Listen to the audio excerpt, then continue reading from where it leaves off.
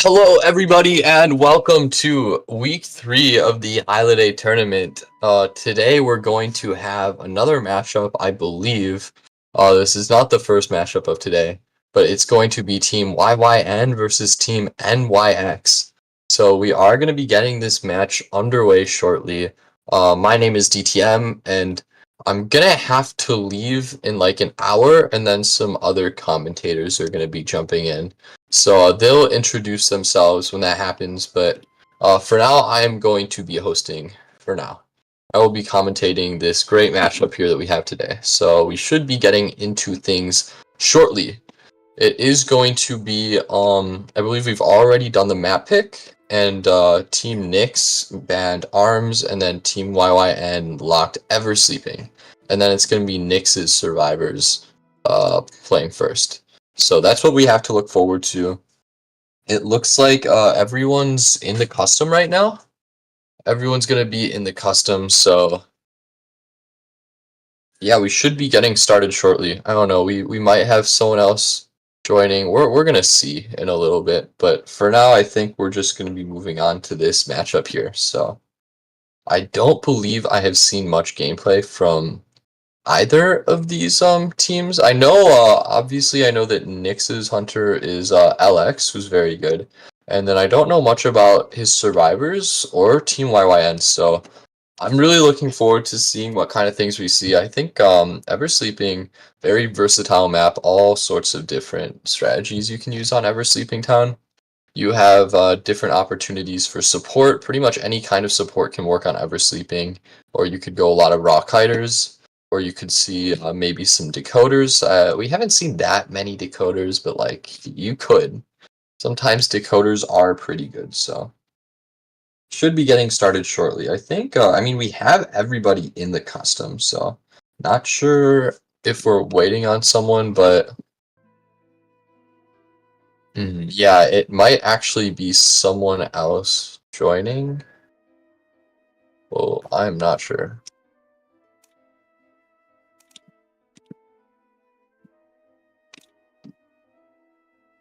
We'll see when that happens, though. It looks like everybody is readied up, so we should be moving on to the picks and ban phase shortly. Gonna be, I'm just waiting on the host. I think everything is sorted out, so let's just go ahead and see if we can get these picks and bans started here.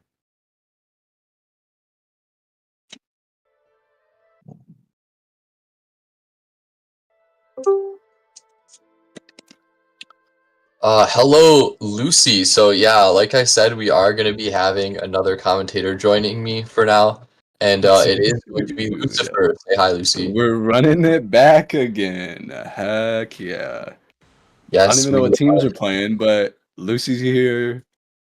What teams are playing? It's Team YYN, who I don't know anything about, and then Team NYX, which has LX on it. So Oh, okay. I don't know either of those teams, so I am rooting for both. Let's go, guys. Hi, guys. It's Lucy. I casted last time. I'm only here temporarily. I know I'm your guys' favorite caster, obviously, but I let DTM join me this time just because I'm nice like that. What can I say? yeah, he's very, very kind to let me join in here. So very, very nice of him. Thank you very much, Lucy. Yeah, And of it course, of is, by course. the way, it is NYX surviving first. So Okay. We are gonna see Priestess and Seer. I feel like Seer is kind of a shock though, like as of recent, because Seer is so like mediocre, and I know the Seer like fanboys and fangirls are gonna struggle hearing that. But he's been very very mediocre lately, so I'm kind of shocked that he's a first round ban like this. Wildling Coordinator is an interesting first two lock. Coordinator is pretty common in the first one because he's a character that's good enough for round one that you can also feel comfortable giving up in the global bans. But Wildling is interesting. He's a good rescuer though. yeah, I think Wildling is picking up more in popularity lately. He's seen as a good alternative to Mercenary and FO. And I mean, Eversleeping's not like the biggest map. You'd maybe see him more often on like Moonlit or something. But still, maybe Team NYX have a really experienced Wildling, so we'll have to see. They also do lock in that Fire Investigator, who is a fresh new character that has been seeing a lot of play lately. And I think a really skilled fire investigator, if they know their routes and their spots to put the balls, I think they can actually do a lot of work with that fireman. Yeah, I would agree. I would agree. On both fronts, both with Wildling and with Fire Investigator. Wildling is actually kind of, in my eyes, has been really good for Opera counter and with rescues because you can't really cut him off necessarily. It's going to be very difficult for them to cut off rescues with whatever hunter they're playing, as long as it's not a Bane, and make that. So the Wildling is going to make the hunter's life difficult. And I like, yeah, just as you were saying, you know, if Fire Investigator does get chased, a well-versed fire investigator is going to be able to kite a really long time. You know, those are essentially, if they don't break them, they're essentially reusable elbow pads at that point. And then the support potential is I mean, honestly unmatched, especially in Eversleeping, because of the forcing the places you can put the balls to completely cut off an alley. Forcing that hunter to break it is ridiculous. So. Yeah, and it does stun the hunter for quite some time. If you have to break it, you're gonna have to go through that entire charge attack animation. I think it does vary hunter to hunter. I'm not sure if they actually. I feel like maybe they made it consistent across hunters by changing how long their backswing is. I don't know how they did that, honestly, but it's gonna be a little bit of a stun, and that's gonna buy a lot of time, even if the hunter goes ahead and breaks it. And along with this acrobat, I think this is a really strong team comp. There really aren't any weak links here as long as coordinator brings like broken windows or something. I do agree. I do agree. I will say, the only thing that is a little scary here is Fire Investigator and Wildling are both weak to wheel, which I know, and this is LX, I assume, correct? That's hunting or No, this hunter is no? not Alex. This is the Oh, other. okay. So I was gonna say, if this is LX, I will say that Wildling and Fire Investigator are a little weak to wheel. So it would have been, and LX has a really great wheel. So, but you know, this is an LX, so you know, scratch my statement. But I Mhm. do agree this comp is very very well put together, especially with Wildling and Coordinator being the first two picks, two characters that are very very comfortable giving up in the first round of global events here. So. Yeah, definitely really interesting here. And we might be, this hunter is kind of sorting through all their characters. Looks like they are going to lock in that Bloody Queen then. So that's interesting. You don't see Bloody Queen very much necessarily round one, but she is good at just getting free hits with her mirrors and potentially can chase a coordinator here, maybe a fireman. I'm not quite sure how she matches up with fireman. If she can bait out the ball, force him to use it, and then mirror on top of him, that's not going to be easy. But if he can force a mirror out and then dodge it with the ball, it's going to give the BQ a lot of trouble. So it'll be interesting to see who BQ actually decides to go for here. I do agree. And BQ, these tie hunters, when you're playing first as a hunter, it's actually really really good to play a tie focused hunter like Ann, Ripper, or BQ because it's more likely that the mental of the survivors are going in first and fresh. They're going to be willing to push for more, which actually allows you to open up a lot of win potential with this traditionally draw hunter. We've seen it done a bunch overseas with I forgot his name now, but the hunter for Zeta, Alf. Alf does it quite a bit with his quote unquote draw hunters. Hmm. Yeah, definitely. If you play them aggressively enough, and if the survivors give up some free hits in the early game, things are gonna potentially snowball really quickly here. But looking at these builds is actually pretty interesting. Three tides, Acrobat has no kiting ability, and they also have two suicide builds. I don't think I have ever seen a comp like this with these builds. Really interesting stuff. I mean, two suicide builds isn't that usual, but man, three tides. Maybe if they can do long kites and then save their tides for endgame, they can push for a four escape. That would be a really big game changer if they can Yeah, pull the that. the issue with that though is BQ is so draw dependent because you know your kites are gonna last long enough to get a mirror and a blink out, and then you die away from whatever, you get saved, and then you get mirrored down, and that's your essentially your rebound is you just getting mirror out. But now with only one flywheel being on the board, it kind of comes into question to how long some of these kites are actually going to be, and whether or not they will live long enough to really make use of these three tides.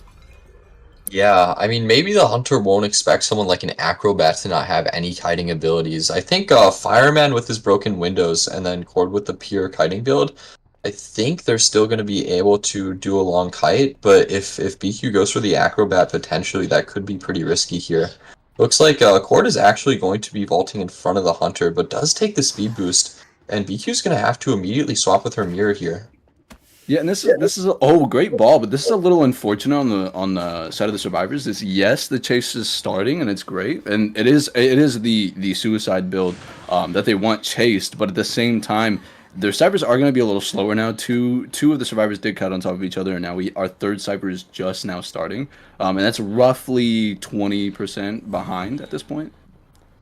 Two mirrors out though is really good, but unfortunately taking that early hit to the mirror, the gun is already out. Flywheel is going to be up for this next mirror, and excitement. Oh, I didn't even realize the excitement. The no blink is going to be rough here. The coordinator shooting early is a big deal then, because now this early game trait is it's void essentially. Okay, excuse me, I had to leave for a second here, but I am back, and yeah, I mean, here comes, is that Acrobat? Looks like maybe trying to line up some support, but Cord doesn't have any gun. But like you said, yeah, excitement not used on the gun, which is unfortunate. Cancels the mirror with the And she just fireball. swaps now, and she swaps now. This can be good. Amazing pallet stun. Excitement popped, but again, Acrobat doesn't have anything to kite with. But at this point, all that coordinator bought so much time, didn't use flywheel, three mirrors, excitement's out now, and all that it took is all the survivors had to give up for it was essentially one Acrobat red bomb and a gun. Now Yeah, forcing him back onto coordinator, but again, coordinators in corner house, it's gonna be a tough down. that pallet stun was such a game changer. If the BQ was able to get that free hit there, maybe would have been able to get the down. Unfortunately, now switching to the coordinator and can't quite land the mirror. Cord does have some pallets to work with here and no trait or mirror. However, Cord is actually rotating into the open here. Fortunately, maybe if they were, but they still make this pallet actually, so maybe can continue extending their kite. Another pallet stun. Wow, and Amazing welcome kite. straight into the hunter. Yeah, these pallet stuns are pretty crazy, Lucy, I'm not gonna lie. Ooh. Yeah, dying on Cyber, but it doesn't matter. Acrobat Cyber is at like 99 at this point, so essentially it's going to be popped. The moment she goes to pick up, it's going to be popped. We are starting our last two Cybers, one being at 20, the other being at essentially 40 now. It is going to be tiered on top or in basement, but again, at this point, I mean, the Cyber progress is so far, they can afford to save from basement pretty comfortably. This is going to be Coordinator's first chair and the BQ's first chair of the match. Yeah, and let's not forget that they do have 3 tides left here, so they're going to be able to buy plenty of time for these ciphers to be popped. They're already both 50. They'll almost certainly have a tide in endgame, so we'll have to see if they can capitalize on that. But for now, it does look like Fireman potentially is looking to make a rescue here. BQ not quite able to land this mirror. However, Acrobat's actually looped around and BQ did not notice, so now stalling the chair out, BQ still doesn't see him. Still doesn't know. He did a great job at not leaving any trail at all, and then they did waste the mirror onto the fire investigator. So right now the BQ assumes that Acrobat might be starting a second cipher here, but no, they're just buying a ridiculous amount of time here. Their fourth cipher is actually about to pop. This one already being at 50, taking the fire investigator takes it. This is the only unfortunate part at this point, is that now there are going to be 3 people wounded. And one of them might go. If the BQ should just switch off and just pressure the cipher, and then things might get a little scary because the only one that is able to rescue is going to be Wildling, and they wouldn't want to waste 2 tides on a basement rescue. Yeah, that is a really good point there. They did kind of lose some cipher progress, but Cord used that tide to rotate far away enough that they can just push that cipher. Unfortunately, missed the Wildling push there. However, is going to be getting the chair, and that cipher is already primed. Also, BQ did use her trait there. Not really sure why. It's already gone, so. Barely missed the getting hit by the tram as well there, but yeah, I mean, and like I was saying, you know, at this with the BQ, any hopes of pulling a draw out, the BQ really needed to just let that coordinator go die away from basement and further pressure the cipher down. I think the BQ huge misstep. It looks like they're gonna pop here. They're gonna push it to a pop. Acrobat and Wildling both having BT. Neither of the two. It does still have a ball as well, so that he should kite this mirror out. Ooh. Ooh, amazing hit at the last animation of that ball. So you do have to, the ball with that acrobat, you do have to time it relatively well, but there is a big window for it. But luckily for this BQ, hitting that window perfectly for her. This down does mean that there is some draw potential. Wildling's Boar is on cooldown for another 10 seconds, and Mirror should be coming up in like 3. So Yeah, if BQ can't actually snipe this wildling off the board, maybe down him, there might be a chance. But we can see the fire investigator is coming closer to the chair. So if BQ switches away towards the wildling, that fire investigator is going to be able to make this rescue here. The mirror does wear out, but however, the wildling and the coordinator are already at the gate, and fire investigator is going to be using his ability to get there as well. And no trait from this hunter, unfortunately. So this is going to be a 3-man escape for NYX's survivors. That was a pretty dominant showing from them in the first round. a dominant showing just kind of put on through great communication and great individual kites. You know, this match really just shows the individual skill that these survivors have, but also the teamwork that they have, the communication they have for the acrobat to be able to just wait and time that firebomb to shut the mirror off, because that mirror was the mirror actually popped up and showed, and the mirror image was directly on top of the coordinator. It was a great mirror from the BQ, but again, just that coordination and that teamwork from the acrobat's red bomb, and then the BQ kind of, I think, getting a little flustered after the mirror, swapping onto the acrobat with a great pallet stun. At that point, you can't really afford to start a new full health chase. So that forces that BQ to go and find that coordinator. But unfortunately, you know, BQ is such a 50-50 in a map like Eversleeping. It's not her best map, and that's because, you know, Corner House makes it so difficult to line those mirrors up consistently, and we saw that when the BQ returned back to the coordinator to chase her.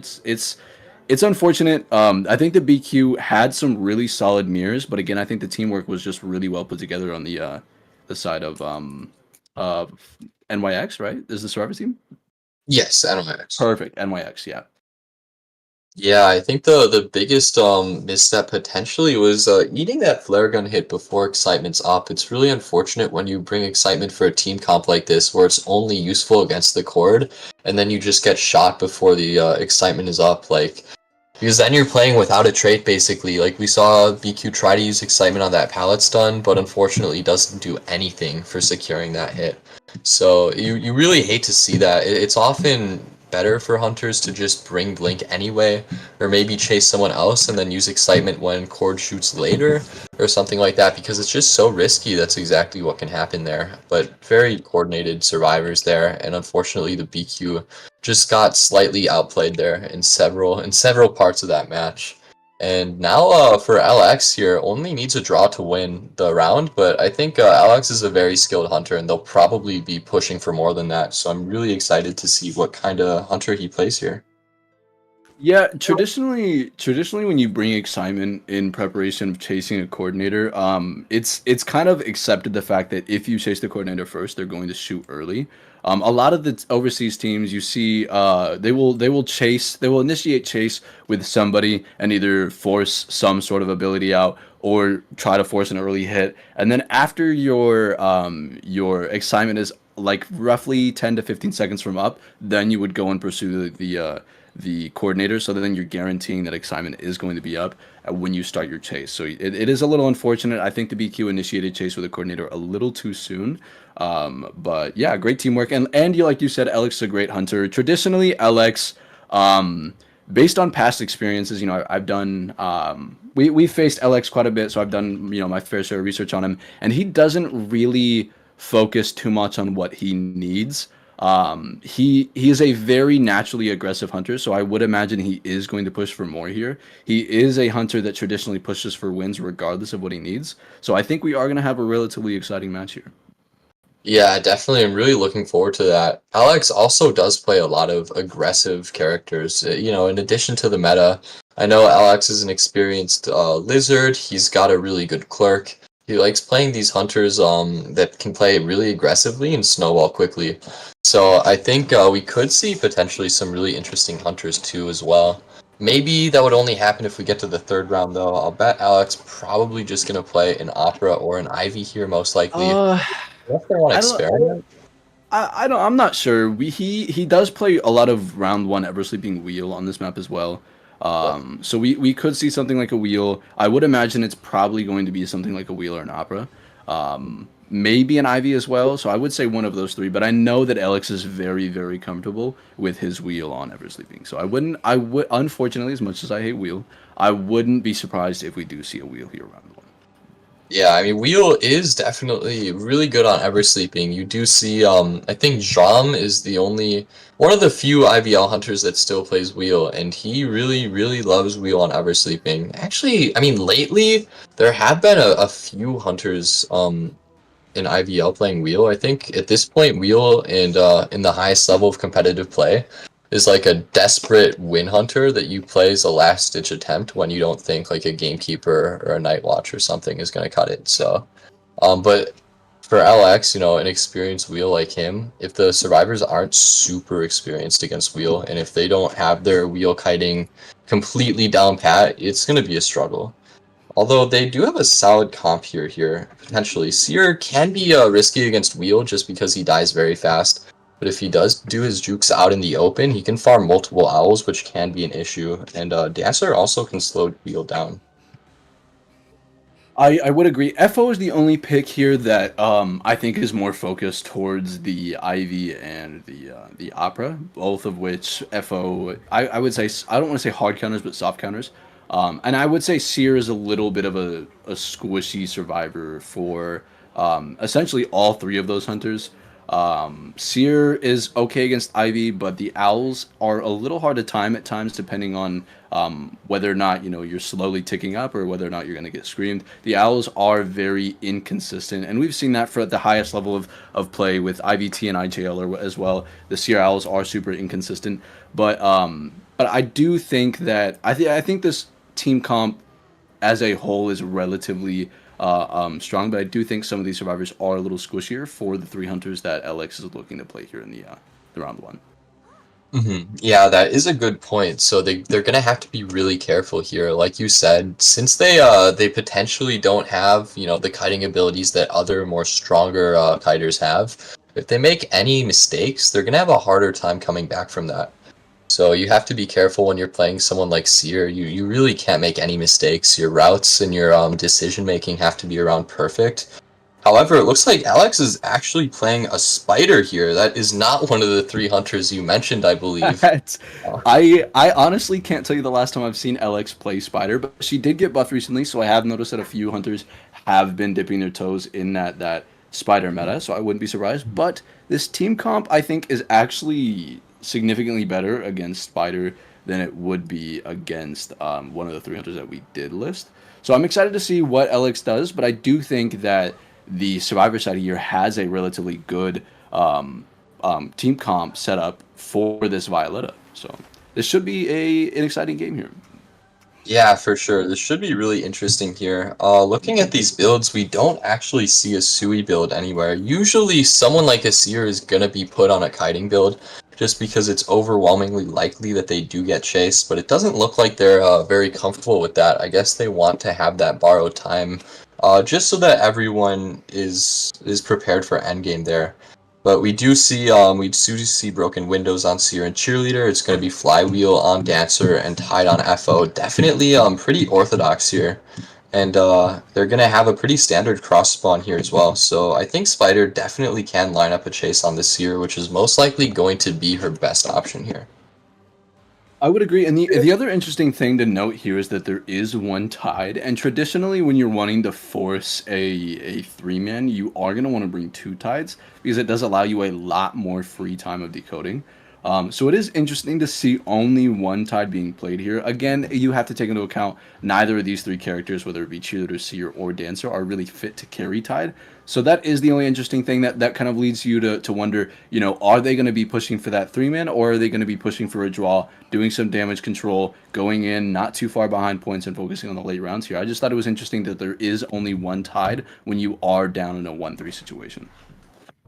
Yeah, it's just difficult to run Tide on someone like a Dancer or a Seer or even a Cheerleader. So I suppose they want to make sure everyone has kiting abilities here. because they know Alex is skilled, and even a strong kiter, potentially like a cheerleader or a dancer, and even with that owl support as well, they could still struggle if they don't have that extra security of a kiting build. So we're going to be getting into this match shortly, and the spider is going to be heading towards middle. Not actually, might be going for corner house here, but it looks like they don't want to, potentially actually targeting this dancer here. Yeah, the interesting thing about like chasing the dancer here, she does have a very free opportunity to go into graveyard. And when you look at graveyard, you would normally be like, okay, graveyard is going to be a very difficult chase for the hunter. But with spider, she's really good at forcing transitions. So that's why you are going to see this dancer not immediately run to graveyard. Graveyard is a really strong area to run to and kite in, except for hunters like spider here. That's going to make it very difficult. She does get mind game, amazing mind game by Alex. It should lead to it. Unfortunately for Alex, the slow box does slow her down enough, but great mind game. A lot of distance made up from Alex here. A little bit of a mind game here. We are seeing the speed of Spider missing the swing. Good flywheel. Flywheeling in the wrong direction here is going to lead in a hit though. Re-pushing this slow box is a good idea though. The only thing they have to be careful with is there is a cipher. There was a cipher being done here, but he did leave to middle, I believe. Yeah, we also did see that usage of flywheel there to attempt to dodge the web, although I'm not sure that looked. There is going to be an owl here. However, Dancer is still slowed down by the web, and Alex does have enough webs here to secure this down. And that is going to be a relatively fast down here for the Dancer. Unfortunately, kiting back into 11 did mean Alex was able to reuse those webs that he had set up, which means he was able to get 2 more hits on her relatively quickly. And now with a fast down like this and only one tied, it is going to be difficult for them to push for a 3 escape, like you said, especially since they've already used their owl. So we might be looking at a draw or a win position here for this hunter. Yeah, and that's kind of why somebody like Seer is so 50-50 in the meta, is because we have a lot of speed-based hunters, and that owl just isn't getting as much use as it used to. You know, the hunters are catching up significantly faster, so it's better to be able to kite longer off naturally rather than eating hits. Oh, amazing Terror Shock! Oh. The first officer would have got that hit just with the 5 seconds of tide, so the fact that he got Terror Shocked off there is kind of game changing for the side of LX here. Now instead of a draw with a possible win position, we have almost a guaranteed win position here with LX. Yeah, now Alex is going to be going for the pickup on that FO, gets the hit on the Dancer, and is going for the free hit on the Seer as well. Not able to get it, unfortunately, but yeah, Dancer, unfortunately, is dead on chair here. Alex does get the hit through the pallet as well on Seer, and with this many injuries and this little Cypher progress, I really don't think there's much that the survivors can do there. Unfortunately, he got 2 snipes with the web shots on an FO using his pocket watch, which is just incredible. Really unfortunate that FO got sniped out of his watch twice in a row there for the stuff. Man, you rarely see something like that. And Alex not actually chairing, instead playing super aggressively here, but does get the down on the Seer. Great spit there. So the spit is just like the Foggy Blades, that if you start your spit or you start your Foggy Blade as you're taking the pallets down, it will guaranteed it's guaranteed that it makes a connection. Interesting choice to not chair the female dancer instead of pursuing this here, just because she is dead on chair.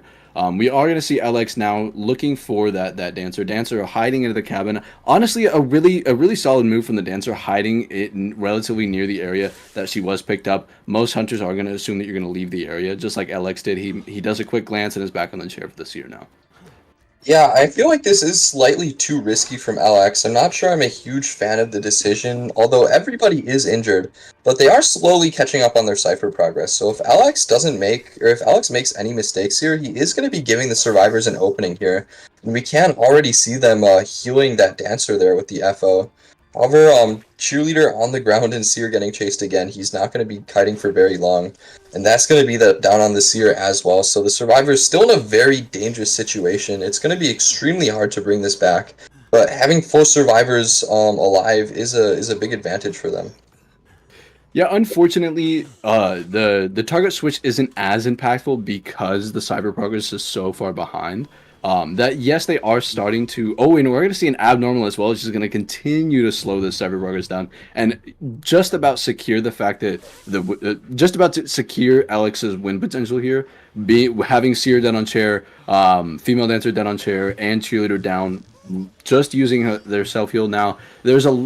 Alex is doing a great job at expending resources and expending health states now. Seer is gonna push Graveyard, die away from Cyphers, but at this point, I fear that it is a little too late, and there's too much to come back from the side of the survivors here. Yeah, they are missing a little too much Cypher progress, but that was a nice Tide rescue. And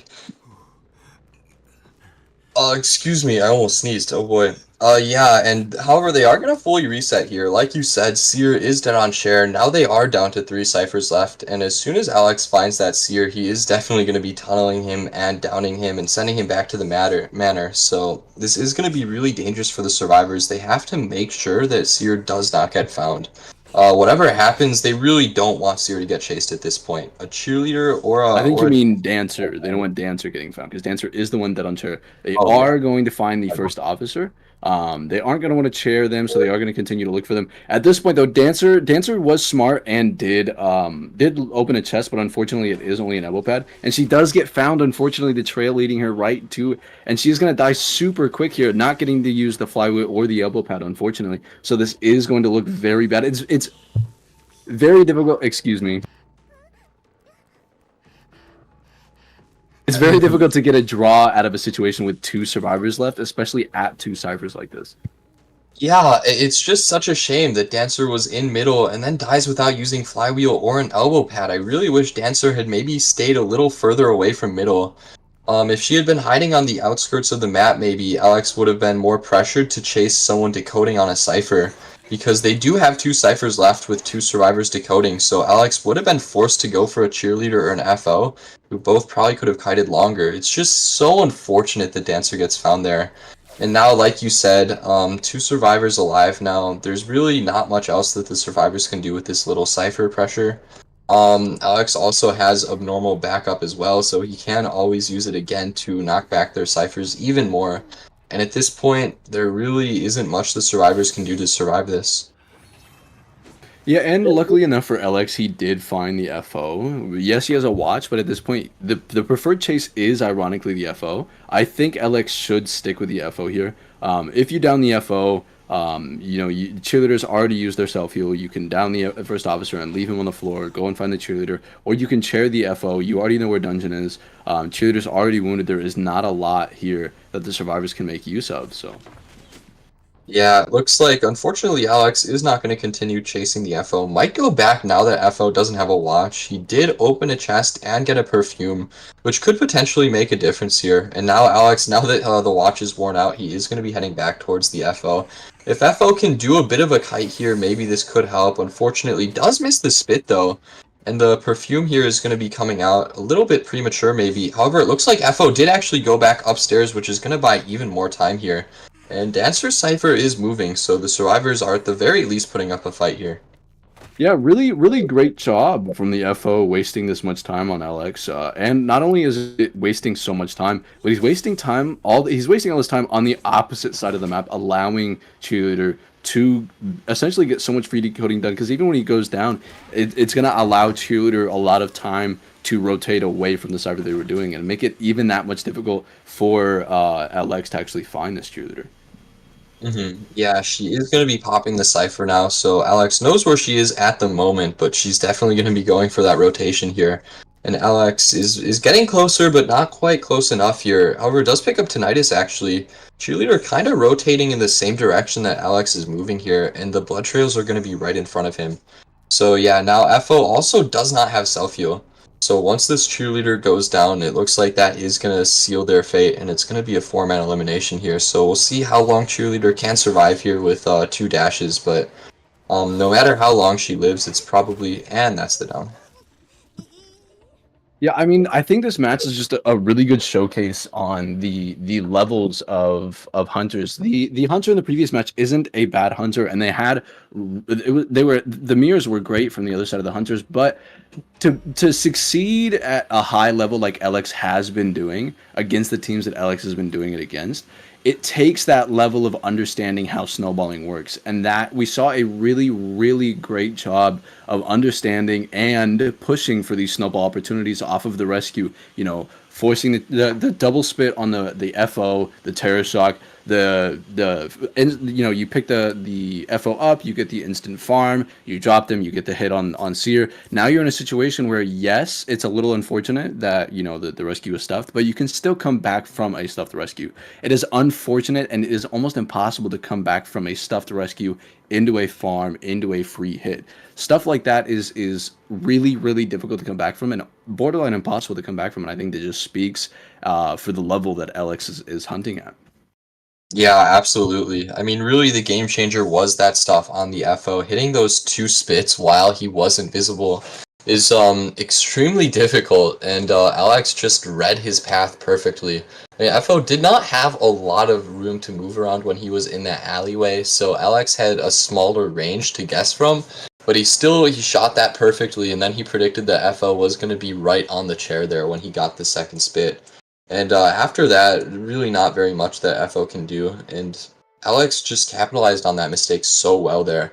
Really did a great job of taking the smallest mistake and turning it into a four-man perfectly. Yeah, and you do have to give flowers where flowers are due on the side of the survivors. The FO did waste a substantial amount of time, and they did kind of bring that game back when he LX he felt like he had enough room, enough wiggle room. Switches off of the dancer to go in and secure the down and the chair on the seer did kind of open up an opportunity for them, and they did catch up like you mentioned before on a lot of their decoding. But unfortunately, the abnormal just kind of sealed the deal and put LX right back in that comfortable winning position. I think it was a very dominant showing from LX. I do think the survivors showed some potential there, starting to come back from the decoding deficit they were at around mid game, and as well the FO, kiting and wasting so much time both with the perfume and the watch, and the amazing kite at that corner house, buying so much time, allowing Chile to finish that graveyard cipher. But unfortunately, I talk so much about rotations and how good they are, but at the other end of that, a lot of hunters, they study these same rotations, and that's why you see somebody like LX with this game sense that is able to cut that cheerleader's rotations off, and find her so quickly. Unfortunately. Yeah, Alex did do a really great job of reading her route perfectly, and unfortunately, she wasn't able to make it very far there. I still think if Dancer didn't get found in middle so fast, they might have had a chance to do something at least. If Alex instead goes for the cheerleader or the FO and they kite a little bit, they might be able to get to an end game. It's such a shame, unfortunately. However, we are moving on to the second round here. And there is going to be a clean slate for them if they can do better in the second round. Comebacks can always happen. So we are getting into these map picks and bans. It's going to be a Sacred Heart ban from YYN and a Church pick from Team NYX. So pretty soon, and it looks like YYN will be playing Survivor first. So the second round should be just as exciting as the first. Yeah, I am excited to see more from the BQ. I think it was a little unfortunate, bringing excitement, taking the gun so early. Kind of throws off the rhythm for the rest of the game. The red bomb is a little unfortunate, but the BQ did have some very shiny moments. So I'm excited to see more from that hunter. And obviously LX is an amazing hunter, super exciting. He always pushes for more. I think both of these hunters are going to be super exciting to watch, both in rounds 1, 2, and 3 going forward. But especially on Church itself, it's a very small map, lots of pallets, lots of windows. In my opinion, Church is a little survivor sided just because the pallet count is so high. So I'm super excited to see how LX and how the hunter for the side of, I'm sorry, these team names, man, they get me. For the side of YNN actually overcome the pallet count on a map like this. Yeah, like you said, Church, sometimes gets called Pallet Central for good reason. There are a lot of pallets on this map, and there are a lot of hunters that struggle with that. Not to mention the tall walls can also make a difference for hunters that really don't like it when the survivor breaks line of sight. So things like a wax artist are going to struggle as well. I mean, you do still have Opera and Ivy as usual, who are going to be doing pretty decently on this map. And there are some other hunters like Spider, like we just saw, although we might be seeing a Spider ban actually. We'll have to see what we actually see from these survivors here. Alex does have a deep pool though, so even if they ban his Spider, I think he'll have plenty of options for what he wants to play on Church. Yeah, that's what I was gonna bring up is, in your opinion, right, assuming that you're on the side of YNN and experiencing the 4K from the spider on something like Eversleeping, and then you pick something like Church, now, do you respect ban the spider and you risk taking the Ivy or the Opera, or what do you know? The what's the play here? You have to at least think about the fact that the 4K did happen round one with the spider, and now you're playing. That was a map that's okay for spider. Now you're playing a map that is great for spider. I feel like YNN is gonna have to take that into account when they're going into their bans here. Yeah, definitely. I feel like if you don't ban the spider here, you're just really you're inviting trouble, honestly, because Alex has already shown how skilled he is. He's going to be banning Priestess and Merc here, and they aren't actually going to respect the spider. They're going to go for the Opera ban instead. I mean, Alex, maybe he doesn't have to play spider here. He does have plenty of hunters that he can be confident in. But if his spider did so well on Eversleeping, then on Church, I can't imagine him doing much worse. Yeah, and Spider is such a like Spider is similar to Anne.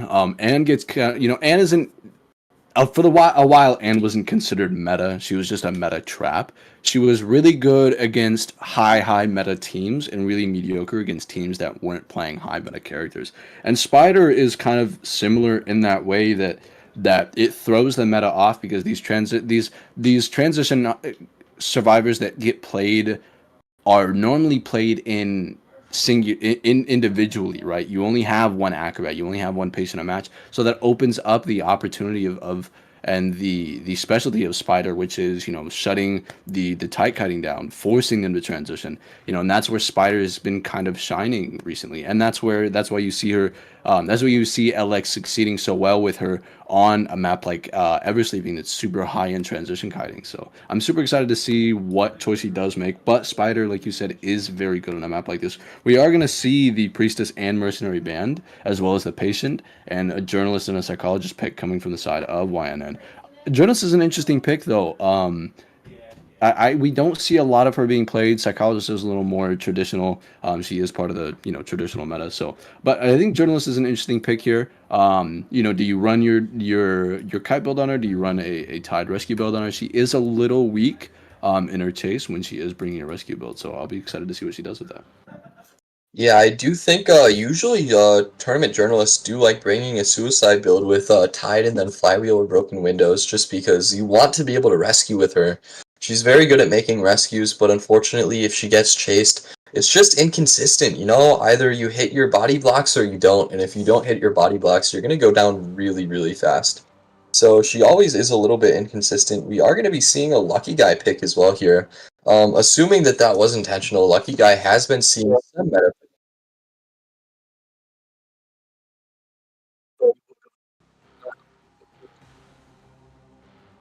Ooh, okay, unintentional lucky guy lock then. Seems Lucky guy is the goat. He's basically Gardner but better. that's Do you true. want a toolbox? You can have the toolbox. Do you want a gun? You got the gun. So Mhm. lucky guy is the goat. I'm sure this is gonna work out perfectly. Yeah, I mean, Lucky Guy is definitely not as bad as he used to be. He gets, it's a 50% chance on some items, but he gets it guaranteed after he misses one. And I mean, being able to kite with a gun and an elbow pad at the same time, it can actually work out pretty well. And he just gets so many items, he's always looking through chests, he can drop items for his teammates. He can be very versatile, actually. So, traditionally people say that if you want a gun, just bring coordinator. But, well, they also don't have coordinator available. Oh no, it looks like I got confused on which team locked board first. But it seems they'd rather, or well, they would rather have had the Gardener, obviously. But Lucky Guy, definitely not terrible here. Yeah, and we are going to see the final lock being Puppeteer here. Puppeteer is a character that was recently, released. He didn't get a lot of use on release, but we've seen him kind of shine with the introduction of Ivy. He's really good at you pop your skill, it outlasts the stun, and he's really good at eating and tanking hits, which is kind of what you need for a hunter like Opera. So we have seen a lot of Puppeteer played as of recent. So pretty traditional, relatively strong. Pick here. We are going to see, the lucky guy's a little unfortunate, but the journalist I think is a little bit of the wild card here. Yeah, speaking of wild cards, it is going to be a violinist from LX. I don't think anyone could have predicted this. A violinist, definitely at some point in the meta, I think years ago he might have been considered viable in some sense, but lately violinist is just not. But Alex plays him, and hey, you see specialty characters come out, and if the survivors aren't ready, because who practices against a violinist? No one does. So if they're not ready to dodge these notes, I mean, hey, if Alex hits a lot of notes, you could snowball really quickly. I will say violence is a little, if you haven't got a lot of like practice against violence, he is a little not difficult to kite, but he is a little inconsistent to kite because the notes do have a small delay to them. And if you're not used to the delay, you're gonna dodge a little early and double back into a lot of these notes. So I will, keep your eye on the delayed pop on these notes and how often it does get survivors in some trouble here. So it will be exciting to see if the survivors know to take that into account or not. Yeah, absolutely. I think when it comes to these wildcard hunters, it really is just a deal of like how much do they see them in rank? Like, are they feeling comfortable kiting them on that like specific day on any given day? It's just anything can happen with these off-meta hunters because if something goes wrong, they can snowball. And I mean, Violinist has tools to succeed, potentially could line up some stuffs if he hits a lot of notes, could get some really fast downs. He's similar to characters like Axeboy and Ripper in that if he misses that first ability, he's going to be behind pretty much the entire game. But if he's consistent and if he hits like most or all of his notes, the survivors really are going to struggle.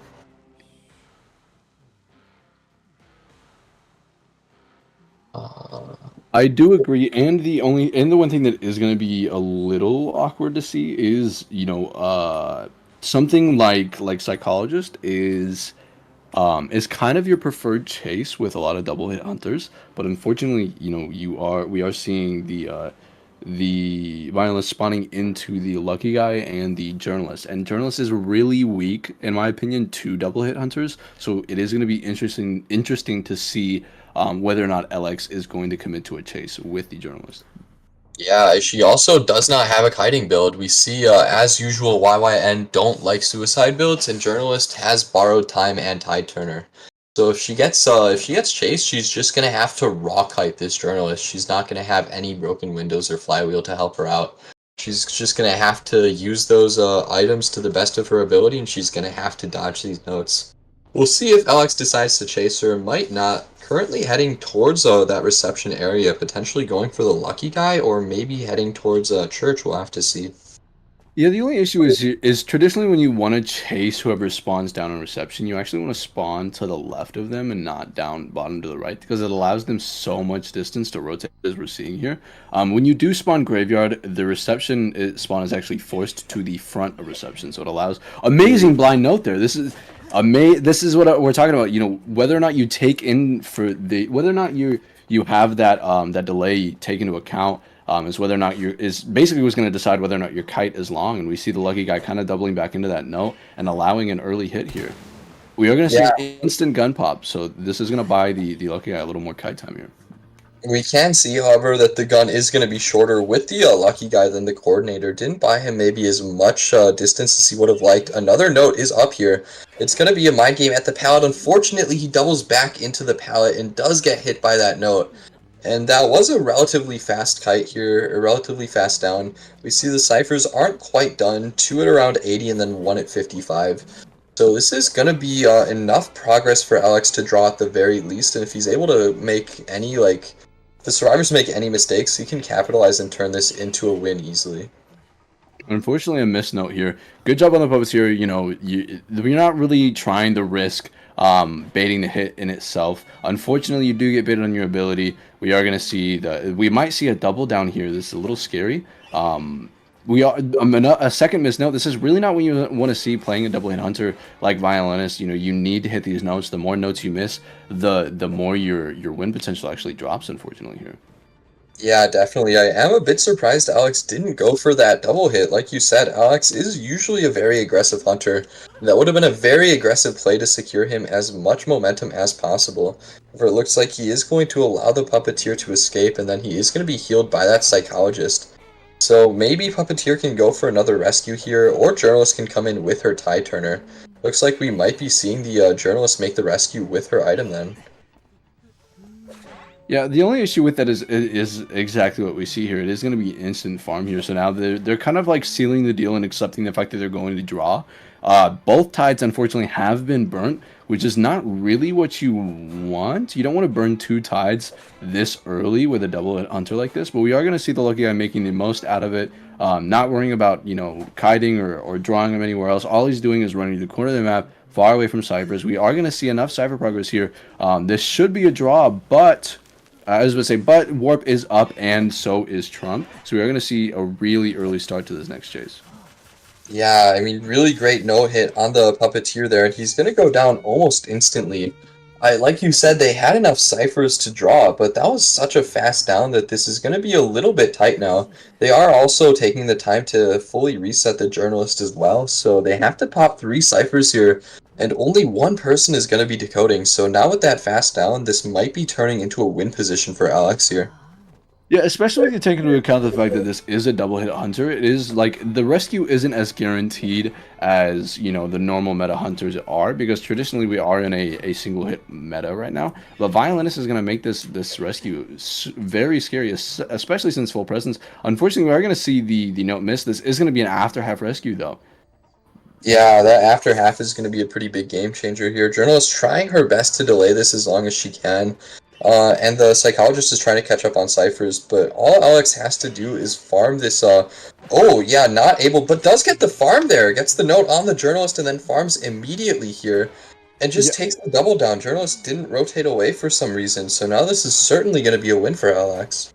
Yeah, I think a little bit of a misstep there. Yes, you want to buy time, but you did bait the note out. So at that point, I feel like it's almost better to rescue when you get to the chair. So then, you're not having to worry about the note on chair, and you're able to better get that rescue and give the Puppeteer an actual shot at rebounding, since that note will be on cooldown. I think a little bit of a misstep from the Survivor side there, backing off that rescue.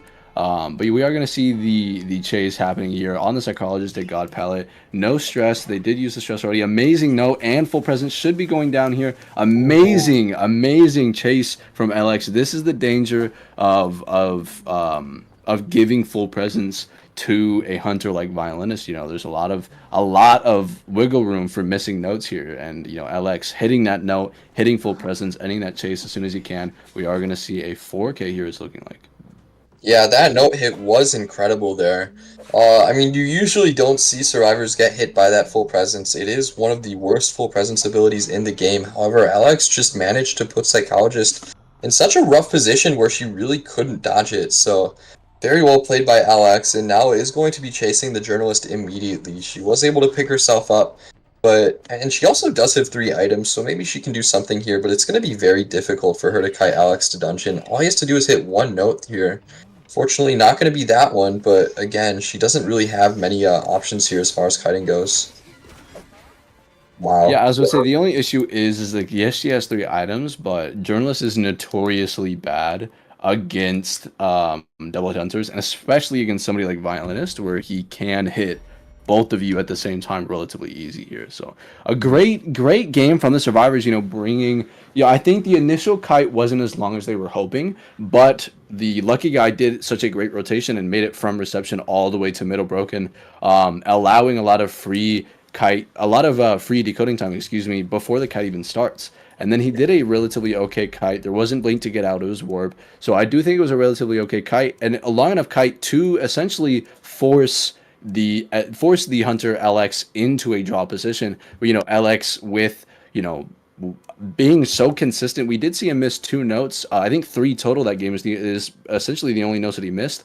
I think just about everything else he hit. So when you're that consistent on second hit abilities with hunters, it's going to be very, very difficult to maintain that draw position for the survivors here. That's why you see a lot of draw hunters and a lot of double hit hunters drawing, is because their early game struggles so much, and then they snowball off the rescues, and that's what opens up the draw potential. So early game, it may look really good and the draw potential may look strong, but it's actually it's still going to be dicey for the rest of the game on whether or not that drop potential stays, just because you need rescues clean, and you need you need the second kite or the rebound to go well. And we did see, the teleport pop, and the puppeteer go almost instantly down because of the consistency with LX in his notes. Yeah, absolutely. And I think he just hit every note that he needed to there. Any note that secured him a lot of momentum, he hit, and he got the journalist, or he got his first chase down relatively quickly, and then he got the puppeteer down for the second chase relatively quickly. And he just had so much momentum. The survivors were really struggling here. So now this hunter does have to get a 4-man elimination here, just to bring things to round 3, which is going to be pretty difficult most likely. After all, these NYX survivors are really strong, and someone like a BQ is going to be struggling to get that 4 kill. So we'll have to see if she goes for the BQ, or if it's going to be a different hunter potentially. Yeah, in a situation like this, you can't really afford to go BQ because he is so draw locked. And the survivors did show such a dominant understanding of how to play against a BQ. I think it'd be a little risky going somebody like BQ here. But I am super excited to see, the 4K matches are super exciting, whether it's, the survivors punishing the hunter on their overextending, or the hunter punishing the survivors and forcing them into bad positions and allowing for that 4K to actually form. I think this match is going to be super exciting here. Yeah, absolutely. If this hunter is able to capitalize off early mistakes, then they could potentially turn it into a 4 kill. So we are going to be seeing that Ivy ban from the survivors. They're not going to be respecting the BQ. They're okay with playing against a BQ. Instead, they're going to be banning out someone like an Ivy who's just so strong at getting 4 kills here. And they're also going to be locking, Weeping Clown here potentially. It looks like they're going to be going for some heavy support potentially. Yeah, Weeping Clown on a map like this traditionally isn't, people have kind of dissed him on smaller maps like this, but Church specifically, the cool thing about Weeping Clown, I've done a lot of testing with him, and I don't think he's terrible. I do think the church itself is a good map for him because the rocket radius for the stun and the slowdown actually goes through most of the walls for the church map, both inside of church as well as the surrounding structures on the map itself. So the radius is large enough to affect the hunter through a lot of the graveyard walls, backgate walls as well. So Weeping Clown does get a little more malleable with his support here. So it's going to be super exciting to see how they both use him and Cowboy. Cowboy, we saw his use when you and I was commentating with you yesterday, I believe, and essentially pulling his survivor team back into win position from a draw position just based on that delay, just based on delaying and allowing that survivor to struggle off. Yeah, Cowboy is so good at buying distance just by existing. If Cowboy walks into your line of sight when the survivor's on the ground, you cannot just pick that survivor up. You're going to be struggling here because if Cowboy gets a couple lassos off, he can get a struggle free. And if you try to down him before you pick up, that's going to be buying a lot of time too. We also see a Seer and a Prospector here. It seems the Hunter missed a ban actually. But this is such a heavy support build. They've got plenty of options of harassment. They've got plenty of ways to support. It looks like these survivors are going to be playing a hyper-aggressive game here, pushing maybe even for more than a draw. Yeah, we do see this quite often. We saw it yesterday, super aggressive comps, because super aggressive comps, like, they are somewhat safe. It's not really good for draws, but it is really good for individual showing. So we are going to see a lot of potential for support here. But all 4 of these characters are really good at being super self-sustaining. Cowboy allowing his lassos with his rework a little while ago, being able to lasso off his ciphers and pallets, basically giving himself distance. It's essentially, I think it's 8 different elbow pads in quotes with the distance he can make, and then Prospector with his locker and cyber speed up, as well as his magnets, Seer with his owl, and Weeping Clown with essentially Rocket giving you a free 2 cypher kite at least. I do think the potential for support is there, but the other thing to look at is super individual, like the kiting potential with all 4 of these characters is super high. As well as there not being a traditional rescue, the ciphers are going to be a lot faster. Mm-hmm. Yeah, and now we can see from the Hunter side, it's going to be a very aggressive pick from the Hunter as well, going for that Sculptor here. I mean, Sculptor is a high risk, high reward character. You know, if you miss your statues early game, you're going to be in a lost position. But she can also hit a bunch of statues early game and just like snowball like crazy. She's one of the best hunters in the game at snowballing off of survivor mistakes. And I believe we have seen Sculptor already in this tournament do some pretty crazy things. So I think Sculptor is a fantastic pick here, potentially able to hit some statues early game, capitalize off of survivor mistakes, and then succeed even against a really aggressive support comp like this. Yeah, and traditionally, you know, a comp like this is actually struggles against Sculptor just because it does offer so much potential of feeding presence essentially. So I feel like we are going to see the survivors pull back a little bit. The comp is super aggressive, super supportive, but I do think we are going to see them kind of accept the fact that individual kite time needs to be used here. Yeah, definitely. And we can see that reflected in the builds here. It's going to be Seer and Prospector on kiting builds. No borrow time, so if either of them get chased, we can expect them to do at least a little bit of a kite here. We're also going to be having a tide on the Weeping Clown, so they do have that one tide here to go for at least one rescue and buy some time like that if it ends up being a short kite. So these survivors, I think, are prepared here. We see Sculptor spawning next to Weeping Clown and Prospector. Most likely, Prospector is going to be the best chase unless she does want to rotate towards Shack to go for that Seer. Yeah, you know, I do think these traditional spawns. I think with this sort of spawn setup, honestly, I think it's preferred that the Sculptor actually chase the Weeping Clown. I'm fairly confident the statue can knock the Weeping Clown out of the rocket itself. And really quick before we get started, I do want to shout out this bum Merc that I know, Pearl. Pearl is probably the worst Merc in NAEU. So thank God that Pearl's not playing in these games. They lose them all. But anyways, I'm Lucy, casting with DTM as we close in on the second half of round 2 here. Absolutely. Thanks for the shout out. And now we are going to be getting into this match here. Like you said, it looks like the Sculptor is going to be heading towards that Weeping Clown. Weeping Clown does not have broken windows or flywheel. However, now switching their targets potentially towards middle, which is going to be the Cowboy potentially. But no, once again going towards that Prospector again. So having a little bit of indecision there, but does find the Prospector. And no, Seer's actually rotating into the Sculptor unexpectedly, so it might be a chase on the Seer here. Yeah, the only issue is, like, yes, Seer is the preferred chase, but they've burnt so many statues here without getting it that their early game is bound to struggle now. Yeah, now they're down to no statues, and they haven't, unfortunately, not got a single chip. It can be potential for a hit here, whether it be through the Owl or the Seer itself. A missed Owl, actually. This is actually good for the Sculptor. Burning statues, I think, honestly, it's better to just wait this Owl out and accept the basic hit that you're going to get. Without... Oh, amazing fire from the Seer, actually nullifying the basic hit. No statues. The Seer, unfortunately, trying to statue predict here, which is going to allow for a basic hit. So, you know, we are going to see a relatively fast down here compared to the Cyber Progress because there has been so much, like... and here's the over support that I was talking about. You know, this is going to open the opportunity for either, you know, slow decoding or even... amazing statue hit. The blink happening, this unfortunately the magnet not stunning long enough, but that is actually a lot of a very quick down for very little Cypher progress here. Yeah, it's important to note that the Sculptor also does have Insolence, so she is just about one hit away from full presence here. It looks like Prospector misses his magnet as well, which means Sculptor gets this chair for free here.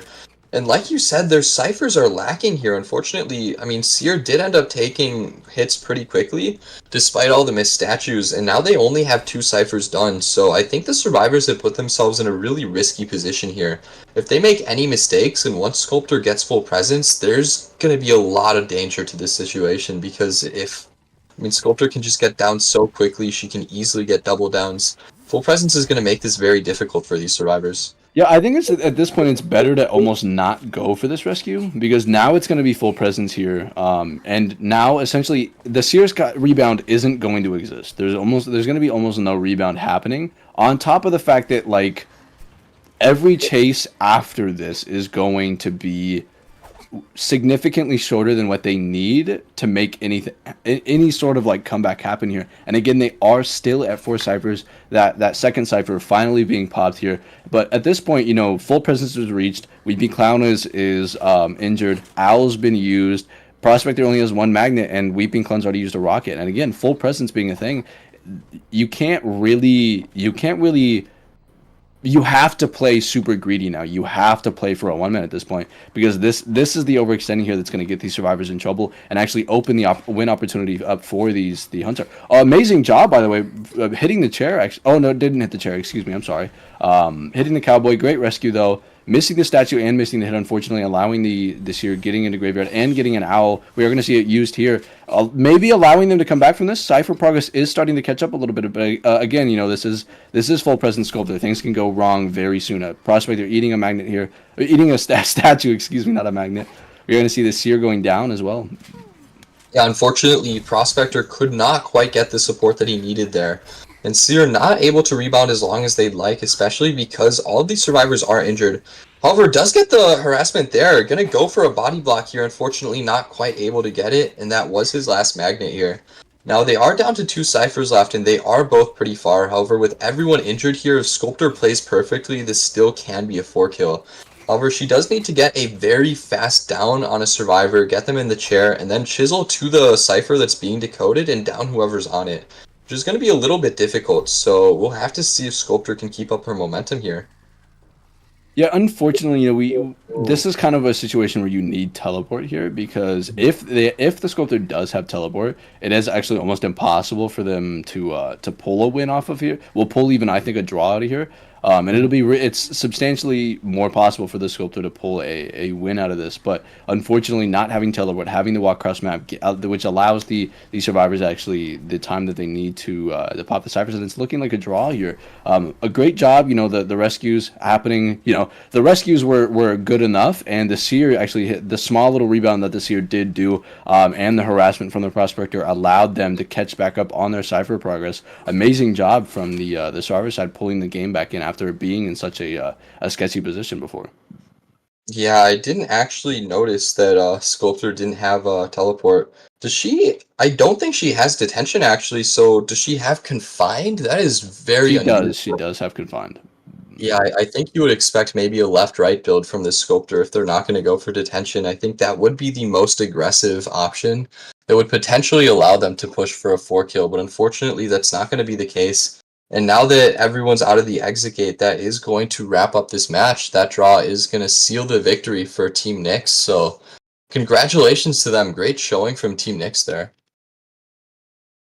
Yeah, unfortunately, the LX playing so consistently, being on par with some of the better teams in NAU, and proving the fact that he is one of the better hunters in our region here, with such a dominant showing against NYX. And unfortunately, it's very hard to match the pace of a hunter like LX here. And I think LX, again, dominant showings. The sculptor did play a really, really great game, securing that draw, having a lot of the win potential throughout a lot of that match.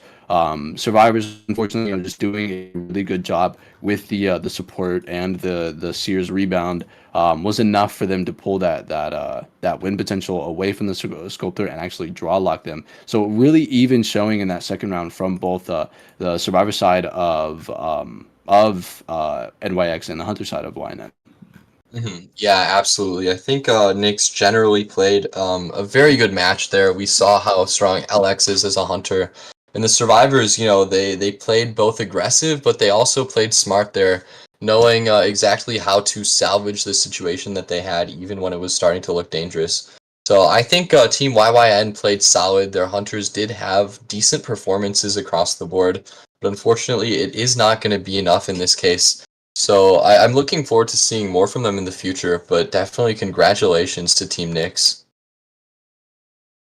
Yeah, GG's to both teams, and congratulations to NYX on the 2-0 win here. A very dominant win, proving that they are one of the better teams in this tournament. So look for more. Looking forward to seeing more from them going forward.